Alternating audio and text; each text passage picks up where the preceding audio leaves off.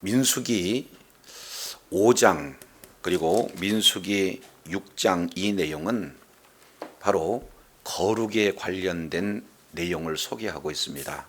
1장에서 4장까지 이제 여호와의 군대로서 모든 것이 다 갖춰졌어요.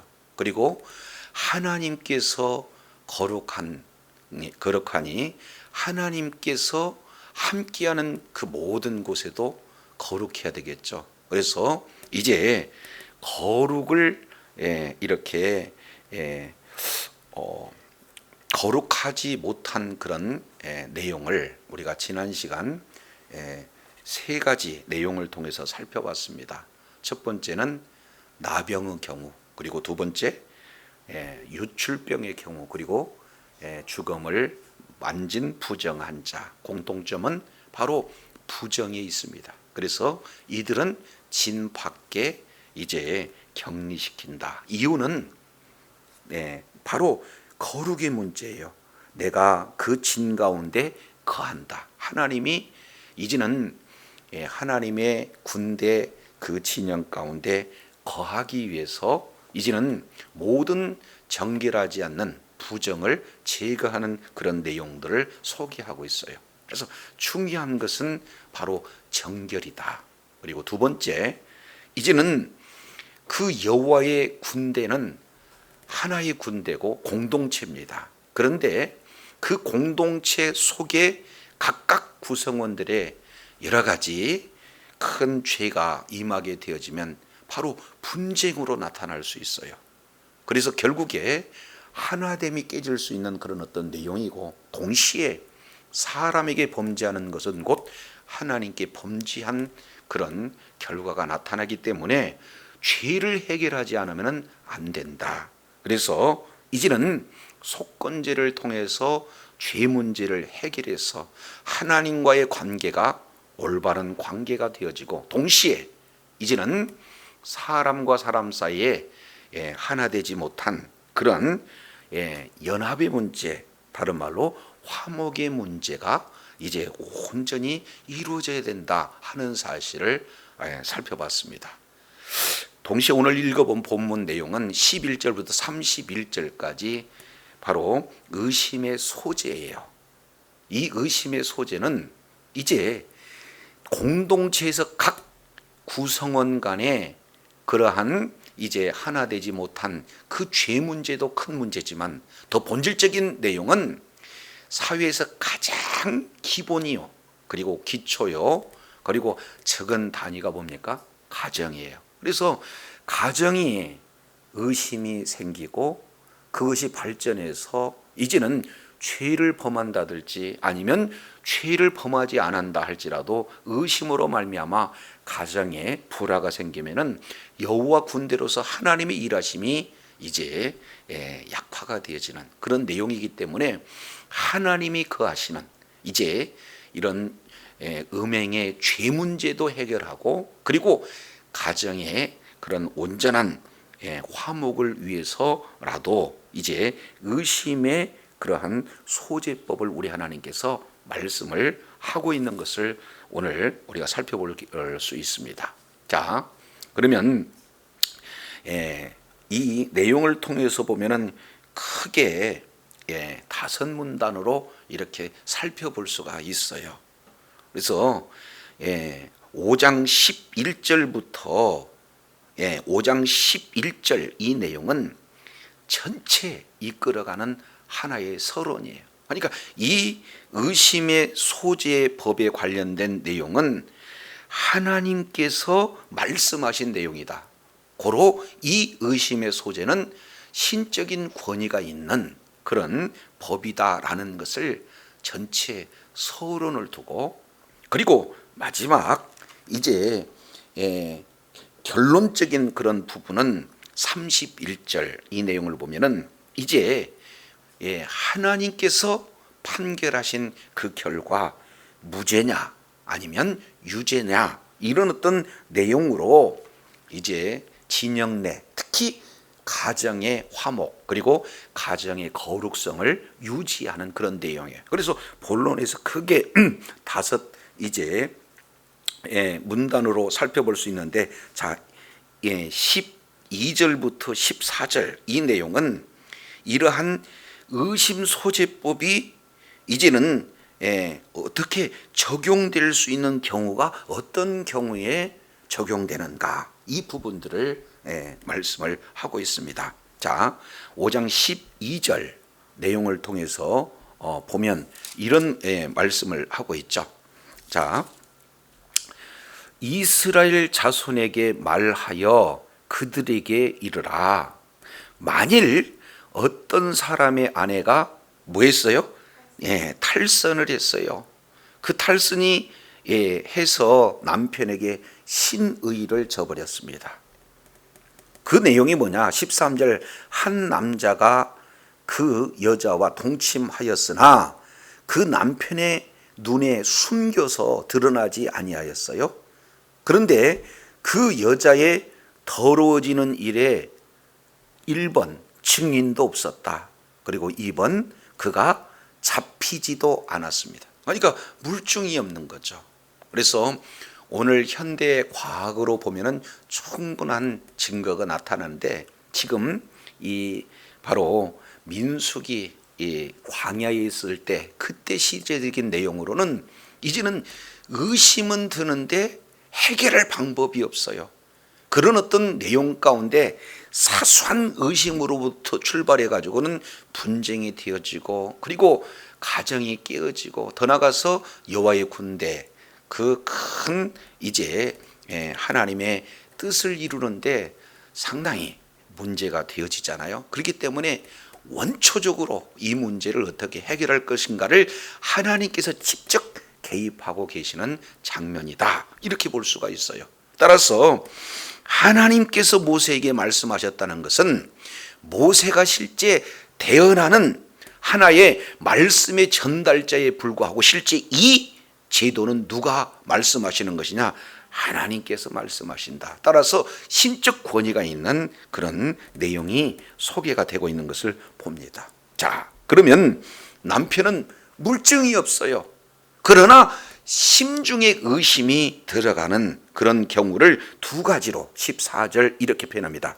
첫 번째예요.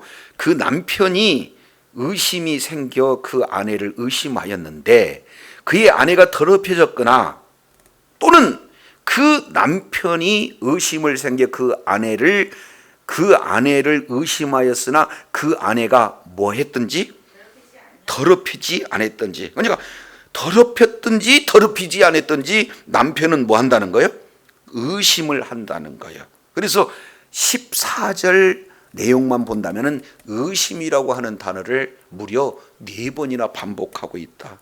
그만큼 불행의 첫 출발이 무엇으로부터 시작되느냐?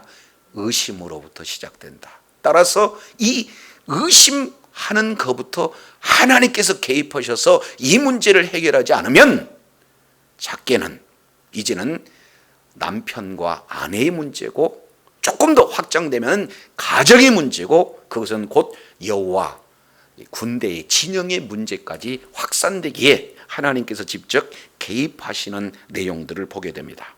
그래서 물증도 없어요. 증인도 없어요. 그러나 의심은 돼요. 실제로 이제 부정을 한 일을 했든지 안 했든지 관계없이 의심이 생기게 되어지면, 그러면은 이제 두 번째 문단 내용을 보면은 15절에 남편은 어떻게 조치할 것인가 하는 내용을 두 가지로 요약해서 말씀합니다. 첫 번째, 그의 아내를 데리고 제사장으로 가서, 그죠? 첫 번째, 아내를 데리고 누구에게로 가는 거예요? 제사장에게 가요. 그래서 제사장이 이 문제를 지금 의리의 분쟁 문제를 해결하고자 하는 내용이 됩니다. 자, 그러면서 두 번째, 갈 때 그냥 가는 게 아니고 그를 위하여 보리가루 10분의 1의 에바를 뭘로 드려요? 헌물로 드린다. 그러면은 제사장으로 헌물을 드려서 하나님 앞에 제사를 드리면은 외적인 내용으로는 제사장이 이 문제를 주관하고 판결한 것 같으나 실제는 이 문제를 누가 판결한다는 거예요? 여호와 하나님께서 이 분쟁 해결에 직접적으로 개입하시겠다는 의지가 이 속에 담겨져 있어요. 단 여기에서 의심의 소재를 이렇게 드릴 때, 자, 보리가루 에바 10분의 1을 예물로 드리는데, 이제 드려서 안 되는 부분 두 가지를 이렇게 표현하죠. 그래서 기름도 붓지 말고 그 다음에 뭣도 붓지 말라는 거예요. 유황도 붓지 마라. 왜 그러냐면 이것은 일반적으로 속죄제로 드리는 그러한 소재의 개념이 아니고, 무슨 소재라는 거예요? 의심의 소재이기 때문에 기름도 빼고 유향도 빼라, 이 말씀을 하고 있어요. 그래서 기름과 유향은 성경에서 바로 기쁨을 의미하고 있습니다. 그러면 의심이 생겨서 판결하는 이 일이 기쁜 일이 될 수는 없잖아요. 그렇기 때문에 유향도 기름도 이제 빼라 하는 내용이에요. 그래서 이제는 생각나게 하는 그 소재, 곧 죄악을 생각나게 하는 그 소재를 바로 제사장에게 가서 하나님 앞에 드리는 내용입니다. 그러면 제사를 받으신 하나님께서 모든 판단의 기준이 누가 되시느냐? 하나님께서 판결을 하게 되신다, 이렇게 봅니다. 그래서 의심한 남편은 아내와 재물을 가지고, 의심의 소재물을 가지고 제사장에 찾아가게 되면, 그러면은 세 번째 문단이에요. 16절부터 26절까지 이 내용을 통해서 보면은 많은 절차를 제사장이 진행을 하고 있습니다. 아주 세부적으로 디테일하게. 그래서 구체적인 내용으로 살펴보면 요약해서 보면 한 10단계 과정을 거치는 것을 봐요. 자, 5장 16절 내용을 보면 제사장은 그 여인을 뭐예요? 첫 번째 가까이 오게 해서 누구 앞에 세우는 거예요? 여호와 앞에 세우는 거예요. 그러면은 여호와 앞에 세운다 하는 그 내용은 어떤 내용이냐? 성막에 있는 그 출입구 앞을 이렇게 말씀을 하고 있습니다. 그래서 하나님 앞에 서게 되어지는 거예요. 그러면 하나님은 어떤 분입니까? 바로 하나님은 전지전능하신 하나님이에요. 우리 마음을 창조하시는 분이기 때문에 우리 마음을 어떻게 해요? 다 감찰하시는 하나님, 그 내용을 우리가 살펴볼 수가 있습니다. 그래서 예레미야 12장 3절이나 시편 11편 그리고 4절이나, 그리고 아주 우리가 살펴보면은 시편 139편 1절부터 3절 내용을 통해서 보면은 나의 앉고 일어섬도 안다, 멀리서도 나의 생각을 아신다, 나의 그 길과 눕는 것까지도 감찰하시고 모든 행동을 아신다. 하나님께서는 우리들의 혀를 알아듣지 못하는 것도 하나도 없다. 그러니 하나님 앞에 서게 되어지면 사람은 속일 수 있어요. 사람은 심증은 가는데 물증이 없어서 의심만 할 뿐이지만, 하나님은 모든 동기도 과정도 결과도 한눈에 보고 계신 분이 누구셔요? 하나님이. 그래서 이 문제를 제사장에게 데려온 그런 여인을 여호와 앞에 세웠어요. 그리고 17절 내용을 보니까 토기에 거룩한 물을 담고, 그리고 성막 바닥에 티끌을 취하여 물에 넣고 여인을 여호와 앞에 세우고 그 머리를 풀고, 그리고 기억나는 소재물 곧 의심의 소재물을 그의 손에 두고 제사장은 저주가 되게 할 쓸모를 자기 손에 들고. 과정이 좀 복잡하죠. 자, 내용을 보면은, 자, 하나님 앞에 선 여인에게 토기에다가 뭐예요? 거룩한 물을 담습니다. 그러면 여기서 토기라고 하는 것은 억울함을 당할 수 있는 여인을 상징하고 있어요, 토기는. 그리고 거룩한 물이라는 것은 일반적으로 제사장들이 제사 때 이제 뭡니까? 수족을 씻는 물두멍의 그 물을 거룩한 물, 이렇게 말씀을 하고 있어요. 그래서 토기에 거룩한 물을 담고 또 거기에다가 성막 바닥에 있는 티끌 이렇게 얘기했어요. 이 티끌이란 것은 창세기 2장 7절 내용을 보면은 우리가 티끌로 빚어진 존재예요. 그래서 만일 하나님의 말씀에 불순종한 그 결과가 되면은 이제는 어떻게 된다는 거예요? 티끌로 다시 돌아간다는 그 저주의 의미가 담겨져 있어요. 그래서 토기에 물도 티끌도 거기에다 넣고 그 다음에 여호와 앞에 여인을 세웁니다. 그리고 또 뭐를 풀게 해요? 머리를 풀게 해요. 머리를 풀게 하는 것은 성경 여러 군데 나와 있습니다. 특히 욥기서 2장 12절 내용을 통해서 보면은 아주 슬플 때 머리를 푸는 그런 경우를 말씀을 하고 있습니다. 그러니 여인 입장에서 부정하지도 않았는데 남편이 그냥 의심했다 그러면은 얼마나 의심받는 그 자체가 수치스러운 일이에요. 그렇기 때문에 머리를 풀라는 거예요. 자, 그리고 18절 하반절 내용을 보니까 이제 풀게 한 그 여인에게 기억나게 하는 소재물, 곧 의심의 소재물을 그 두 손에 두게 합니다. 이어서 그러면은 제사장은 또 뭐 하느냐? 저주가 되게 할 쓸물을 자기 손에 가져요. 그리고 그 두 손으로 의심 소재물을 가지고 있는 그 여인에게 맹세시키는 거예요. 자, 여기서 맹세시키는 이 과정이 참 중요합니다. 자, 19절 내용을 통해서 보면 여인에게 맹세하여 그에게 이르기를 내가 내 남편을 두고 탈선하여 다른 남자와 동침하여 더럽힌 일이 없으면, 그러면은 저주가 되게 하는 이 쓴 물의 해독은 면한다. 소용이 없어. 그러니까 지금 하나님 앞에 서 있는 여인은 얼마나 지금 떨리는 그런 마음으로 섰겠어요.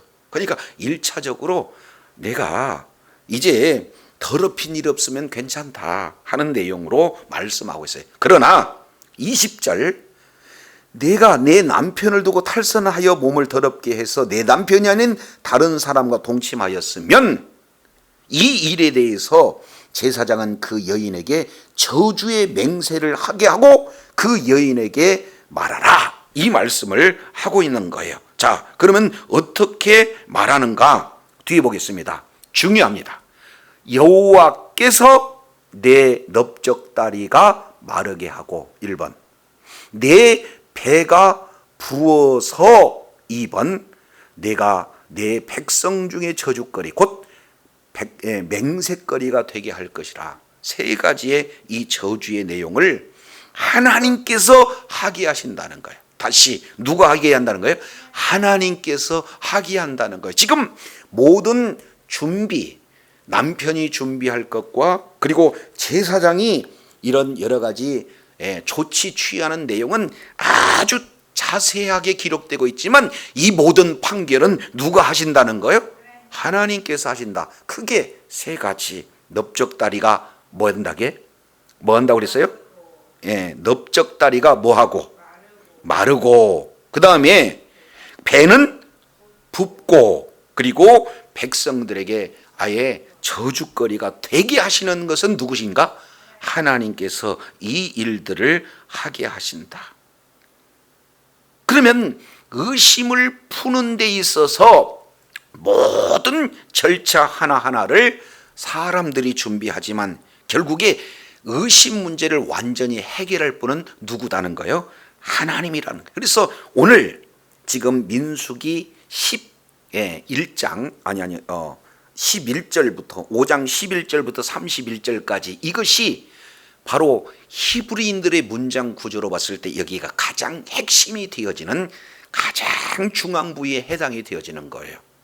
사람이 준비하지만 사람이 모든 절차 하나하나를 다 의심을 풀기에 준비하지만 이 일은 누가 판결내느냐? 여호와께서 되게 하시니라, 이 말씀을 하고 있어요. 이 내용을 지금 여인에게 맹세시키는 거예요. 그래서 하나님께서 이렇게 저주를 하실 것이다. 만약에 의심되어지는 일들이 뭡니까? 그런 일을 하지 않았다 그러면은 전혀 하나님께서는 역사하시지 않는다 하는 거예요. 그러면서 22절 다시 한번 이 저주가 되게 하는 물은 내 어디에 들어간다? 내 창자에 들어가서 내 배를 붓게 하고 내 넓적자를 마르게 하리라 할 것이요. 여인은 뭐하여? 아멘, 아멘. 그러면 넓적다리 배, 이 내용이 이제는 마르고 이게 붓는다. 이 내용은 불임을 얘기해요. 이제 여인으로서 아이를 낳을 수 없게 하나님께서 말씀하신다는 거예요. 그때 당시 여인들의 경우에는요, 아이를 낳지 못한다. 그것은 어떤 저주보다도 큰 저주 내용이 되어지는 거죠. 그렇지 않습니까? 그래서 이 아이 낳지 못하는 것, 이거 굉장한 하나의 저주거리가 되어지는 거예요. 그래서 아예 기능 자체를 아이를 낳지 못하는 그런 기능 자체가 사라지게 우리 하나님께서 하시겠다. 지금 이 말씀이에요. 이런 것을 자 손에는 의심 소재물을 가지고 있어요. 그리고 제사장은 이제는 자기 손으로 저주가 되는 물을 가지고 있어요. 둘 다. 그러면서 손을 든 상태에서 이 제사장이 하나님께서 어떻게 하실 내용들을 자세히 설명하고 여인을 통해서는 뭐라고 그래요? 아멘, 아멘 이렇게 하라는 거예요. 여기서 아멘은 뭡니까? 제사장께서 말씀해 주신 그 내용 그대로 제가 받아들이겠습니다. 동의합니다 하는 의미가 이렇게 들어져 있습니다. 자, 그러면 제사장은 이제 바로 맹세하게 하고 모든 과정 아멘까지 받았어요. 그러면 23절 내용을 통해서 보면 제사장이 저주의 말을 두루마리 했습니다. 이 저주의 말은 크게 세 가지죠. 넓적자리가 마른다, 그리고 배가 부어진다, 저주거리가 된다, 이런 내용을 아예 두루마리 써서 그 글자를 지금 쓴 그 물의 속에다가 넣는 거예요. 그리고 25절 먼저 제사장이 먼저 취한 겁니다. 그 여인의 손에서 의심 소재물을 취했어요. 지금 들고 있는 그 여인의 손에서 취합니다. 그리고 취한 그 소재물을 여호와 앞에 흔들었어요. 이것을 흔드는 것은 제사의 방법이죠. 요제로 하나님 앞에 드려지는 겁니다. 그리고 그 요제로 드려지는 내용을 제단으로 가서 제사장은 그 소재물 중에서 한 움큼 취하여 그 여자에게 기억나게 하는 소재물, 그리고 그걸로 제단 위에 불살랐다 이렇게 얘기해요. 이제 하나님 앞에 드려지는 내용이 됩니다. 그리고 난 후에 여인에게 그 물을 마셔요. 자, 그러면 마시면 이제 실제 부정한 일을 했느냐 하지 않았느냐에 따라서 결과가 나타나게 되어지는 거예요. 그래서 이제 네 번째 문단이 되죠. 자, 27절부터 28절까지. 그러면 의심법의 그 제사의 결과가 어떻게 나타나는가, 효과가 어떻게 나타나는가, 요 내용을 통해서 보니까 자, 크게 두 가지 결론으로 효과가 딱 나타나요. 그러니까 과정은 굉장히 디테일하게 자세하게 말했지만 결과는 딱 정확해요. 두 가지로 압축이 되어지는 거예요. 자, 27절 내용을 보니까 그 물을 마시게 한 후에 만일 여인이 몸을 더럽혀서 그 남편에게 범죄하였으면 그 저주가 되게 하는 그 물이 그 속에 들어가서 그대로 아멘한 그대로 이제는 쓰게 됩니다. 그래서 나타나는 것은 뭡니까? 배가 붓고 그 넓적자리가 마르고 그 여인은 백성들의 저주거리가 되는 거예요. 여기 1번. 근데 2번, 그러나 여인이 더럽힌 일이 없다. 그러면은 어떻게 되는 거예요? 해를 받지 않아요. 정결하게 되면 해를 받지 않고 뭐한다? 임신한다. 여기서 임신이라고 하는 이 내용은 어마어마한 축복이다 그 말이에요. 의심받던 여인이 의심이 사라지고 이제는 하나님께서 정결하다라고 판결을 내려주는 그 결과가 뭘로 나타난 거예요? 임신으로 이렇게 나타나는 거예요. 그러니까 이제는 정결하다는 입증이 되어진 거고, 그리고 이제는 혐의를 받았는데, 의심을 받았는데 그 혐의에서 벗어나게 되고, 그리고 이제는 잉태의 축복으로 나타나게 되어진다라는 사실을 말씀하고 있어요. 자, 그러면서 마지막으로 29절에 이렇게 말씀을 하고 있는 것을 보게 됩니다. 29절, 이는 무슨 법이다? 의심법이다. 아내가 그의 남편을 두고 탈선하여 더럽힌 때든지, 또는 그 남편이 그저 의심 하나만 가지고 의심이 생겨서 자기 아내를 의심할 때에 여인을 여 앞에 두고 제사장이 이 법을 그대로 행하라, 이렇게 말씀하고 있어요. 그러면 우리가 여기 내용을 보면은 남자에게 굉장히 유리한 법이다, 여인에게는 굉장히 불리한 법이다 라고 인식할 수도 있어요. 자, 그런데 더 심각한 건 31절. 자, 우리 한번 볼까요? 결론적인 해당 딱 간단해요. 31절. 남편은 뭐한다? 무죄하고 여인은 죄가 있으면 당한다. 그러니까 남편은 증거가 있든지 증거가 없든지 무조건 의심해서 정결하면 그만이고 죄가 안 되지만 여인은 어떻게 된다는 거예요? 죄가 된다는 거예요. 그러니 결과로만 본다 할지라도 여인에게 이게 얼마나 일방적으로 이렇게 편파적이지 않을까, 이런 생각을 할 수도 있어요.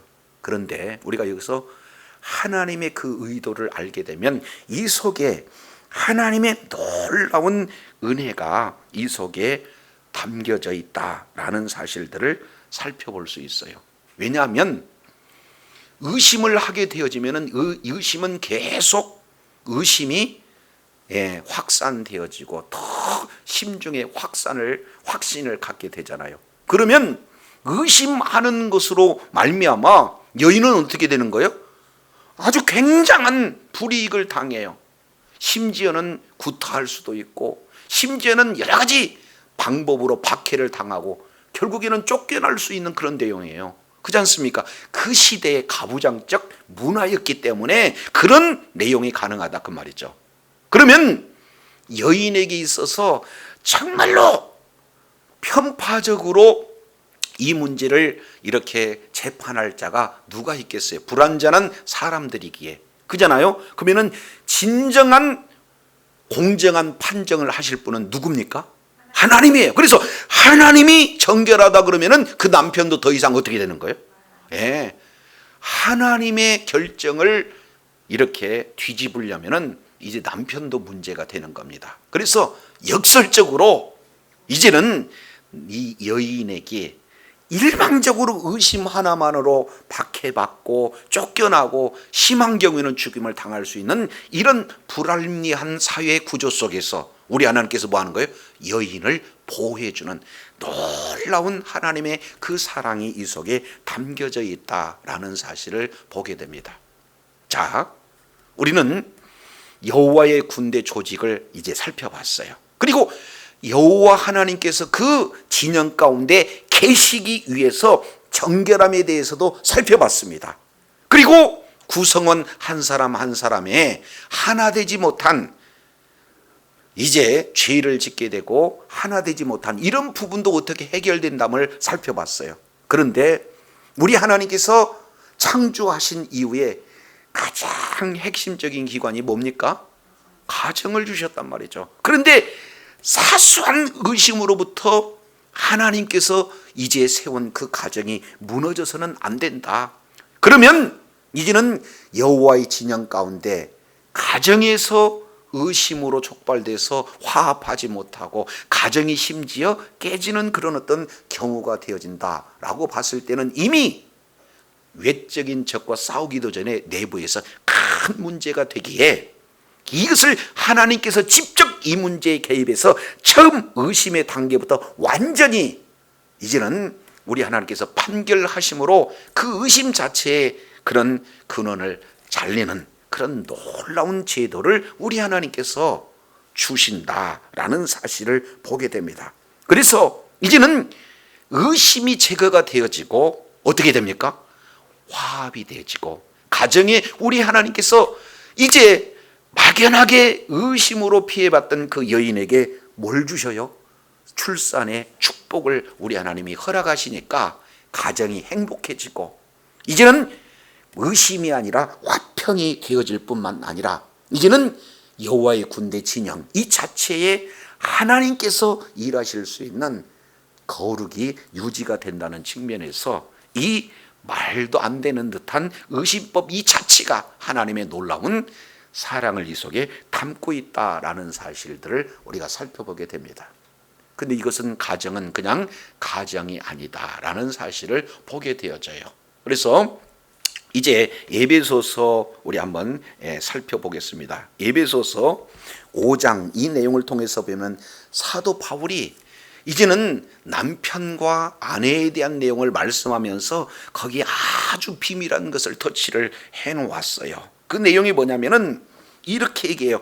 5장 에베소서 5장 32절 이 비밀이 크도다 이렇게 말씀하고 있어요. 아니 남편과 아내 속에서 어떤 비밀이 큰 건가 하는 그 내용을 이렇게 말씀하고 있어요. 자 5장 23절 22절 아내들이여 자기 남편에게 복종하기를 주께 하듯 하라 명령입니다. 왜냐하면 이는 남편이 아내의 뭐가 되는 거예요? 머리가 된다. 그리고 그리스도께서 교회의 머리가 된 것과 똑같다라고 이렇게. 그래서 진짜 몸의 주인이 누구냐? 남편이라는 거예요. 그렇기 때문에 아내는 남편에게 복종해라. 지금 이렇게 명령을 하고 있어요.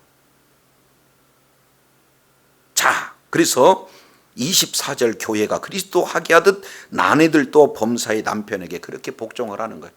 그 모범을 누가 보여주셨느냐? 예수 그리스도께서 이제 교회의 머리가 되고 교회는 예수님의 몸이기 때문에 교회가 그리스도께 이렇게 범사에 복종했다라는 사실이 하나의 뭐가 되는 건가요? 모범 사례가 되는 거예요. 그건 남편은 어떻게 되는 건가? 25절 아내 사랑을 그리스도께서 교회에게 사랑하신 같이 위하여 자기 자신을 뭐예요? 주심같이 하라. 이렇게 말씀을 하고 있는 것을 보게 되어져요. 자, 우리 주님께서 교회를 사랑할 때 어떻게 했습니까? 십자가에서 죽으심으로 교회가 지금 세워지는 거예요. 그러니까 아내를 사랑할 때 목숨 걸고 남편들은 사랑하라 하는 내용들을 말씀하고 있어요. 그러면서 이 내용 역시 마찬가지로 남편이 아내를 사랑하는 것을 예수님께서 교회를 목숨 내어줌으로 말미암아 사랑하는 그 사례를 그대로 보여줍니다. 그러니까 남편과 이 아내의 의심으로부터 출발돼 가지고 이 가정 문제가 파탄되는 거 이거 무슨 문제로 연결을 하고 있어요? 교회 문제로 지금 연결이 되어지는 거예요. 그래서 자 이렇게 말씀을 하고 있어요. 32절 이 비밀이 크도다 하면서 지금까지 말한 것은 왜 그러냐? 내가 아내와 남편에게 복종하고 사랑하는 그 내용으로 말은 했지만 실제 남편과 아내가 한 가정을 이루는데 내가 그리스도와 교회에 대해서 말씀을 하고 있다. 이렇게 말씀하고 있어요. 자, 그러면 이제는 교회의 머리가 되신 우리 대장 예수 그리스도께서 이제는 사탄 마귀를 십자가에서 멸하시고 날마다 이기며 싸우며 나갈 때에 이제는 그 여호와의 군대 구성은 그 속에서도 가장 근본적이고 가장 기초적인 가정의 사소한 의심으로부터 어떻게 되는 거예요? 더 확산돼 가지고 아예 화합되어지지 않고 심한 경우에는 가정이 어떻게 돼요? 깨어지는 이 문제야말로 큰 하나님의 일하심에 문제가 되어질 수밖에 없다. 그러니 미리 의심의 단계부터 이 세상의 어떤 판결보다 가장 의로운 판결을 내리시는 우리 하나님께서 의심 이 문제를 직접 담당하심으로 말미암아 가정을 하나가 되게 하고 행복한 가정이 되게 하고 그리고 축복을 허락하여 주셔서 이제는 하나님의 군대로 여호와의 군대로서 날마다 싸움에서 승리할 수 있는 그 비결을 뭘로 지금 두고 있습니까? 신약에서는 교회를 통해서 이루시고자 하는 그런 말씀을 하고 있어요. 그래서 주의 몸된 교회의 머리가 되시는 우리 주님, 그리고 교회는 주님의 말씀에 절대적으로 순종함으로 말미암아 이제는 날마다 예수님께서 이겨놓으신 싸움에 우리는 날마다 주님의 인도를 받아 승리하는 그런 복된 자리에 있어야 될 줄로 믿습니다. 그러기 위해서는 교회 구성원 한 사람 한 사람 가운데 사소한 의심 이 모든 내용도 다 십자가에 올려놓고 그잖아요. 이제는 우리 하나님께서 내 죄만 가져간 것이 아니라 우리 당신의 죄도 예수님께서 십자가에서 달려 죽으셨다라는 사실을 우리가 믿는 믿음으로 이제는 주 안에서 하나가 되어 이제 정말로 남편이 아내를 어떻게 해요? 몸을 바쳐 죽기까지 사랑하고 동시에 아내는 남편의 말씀에 죽기에 하듯 순종하는 그런 아름다운 화합이 이루어져서 여호와의 군대로서 날마다 영적 싸움에 승리하는 복된 자리에 있어야 될 줄로 믿습니다. 그로 말미암아 하나님께서 이제는 가정에 허락하신 놀라운 축복과 행복한 그런 내용과 하나님께서 이제 출산에 놀라운 축복을 허락하신 것처럼 날마다의 삶 속에서 하나됨으로 이제 여호와의 군대로서 귀한 사명을 감당하고 허락하신 분복 또한 다 받아 누리는 축복자요 능력자가 되어야 될 줄로 믿습니다. 이런 하나님의 놀라운 일하심을 날마다 현장에서 이제 경험하고 승리를 통해 하나님께 영광 돌리며 하나님 앞에 끝까지 존귀하게 받는 주의 사랑하는 자녀들이 다 되시기를 간절히 바랍니다. 기도하겠습니다. 하나님 아버지, 오늘도 주님께서 사랑하여 주셔서 이제 여호와의 군대의 가장 핵심적인 거룩의 문제, 이 내용을 이제는 공동체 속에서 죄를 해결하고 그리고 이제 사람과 사람 속에서 죄를 해결하고 그리고 가정에서 죄를 해결하고 거룩한 상태를 유지하는, 그래서 이제는 전체 여호와의 진영이 이제는 거룩 정결한 문제가 바로 되어지고 그리고 각각 이제 바로 공동체 구성은 한 사람 한 사람 그리고 가정까지도 이제 하나가 되어서 정말로 하나님이 마음껏 일하시고 날마다 싸워 이기시는 그런 일에 끝까지 하나님의 군대가 되어지는 도구로 쓰임받아 날마다 승리하고 하나님이 허락하신 분복단 다 받아 누리는 주의 사랑하는 자녀들 다 되게 하여 주옵소서. 함께 하신 우리 주님께 감사드리며 우리 구주 예수 그리스도 이름으로 기도드립니다. 아멘.